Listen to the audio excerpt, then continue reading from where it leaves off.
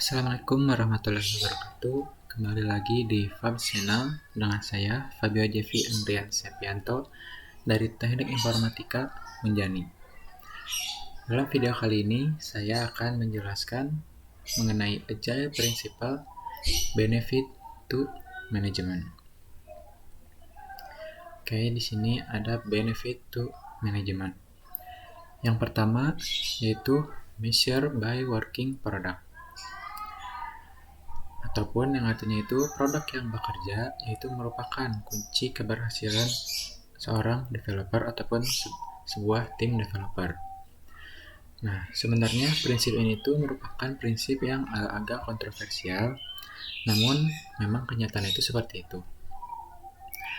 Klien akan menerima produk yang selama produk yang dikembangkan ini bekerja.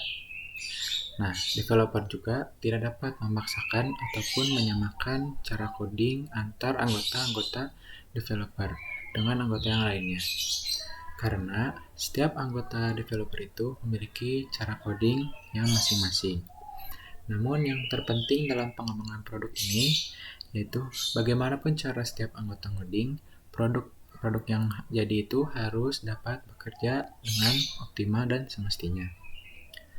Lalu yang selanjutnya ada customer satisfaction ataupun prioritaskan kepuasan klien. Nah, klien akan meminta sekelompok orang ataupun developer untuk mengembangkan produk perangkat lunak. Nah, developer ini tentunya akan membuat perangkat lunak yang sesuai dengan keinginan klien. Bagaimana cara tahu produk yang dibuat itu akan sesuai dengan keinginan klien? Tentu saja developer itu harus melihat klien ini puas atau tidak dengan hasil produk tersebut. Nah, namun terkadang apa yang diinginkan klien pada saat awal perencanaan dapat berubah ketika ia melihat produk yang telah jadi oleh developer. Nah, developer ini harus melakukan delivery produk secara rutin agar mendapatkan feedback dari klien dan pengembangan ke depannya. Sehingga hasil akhir dari produk benar-benar akan memuaskan klien. Selanjutnya ada reflect and adjust ataupun refleksi dan juga penyesuaian. Developer pasti akan pernah merasa serba salah ketika mengembangkan perangkat lunak. Sudah merasa pusing, sudah merasa lelah. Nah, pada saat developer merasakan hal seperti itu, saatnya developer itu berhenti sejenak dan merefleksikan apa yang telah developer lakukan. Seperti hal yang kita tahu, manusia itu memiliki batasan, tidak dapat terus bekerja, tidak dapat terus belajar secara terus-menerus. Nah, untuk itulah kita memerlukan refleksi untuk mendinginkan otak kita, merenungkan apa yang telah kita kerjakan sebelumnya. Apakah yang telah kita kerjakan itu baik ataupun buruk? Nah, yang baik itu harus diteruskan, ataupun yang buruk itu harus dihentikan. Kita ini perlu refleksi sejenak untuk mendinginkan kepala. Tentu saja refleksi yang developer lakukan ini tidak sekadar mendinginkan kepala, namun apa yang direnungkan dan membantu developer melakukan penyesuaian pada proses pengembangan ke depannya atau selanjutnya. Nah, prinsip yang keempat selanjutnya yaitu ada deliver frequently atau merilis ataupun kirim produk secara rutin kepada klien. Mengapa? Nah, seorang developer itu membutuhkan feedback dari klien.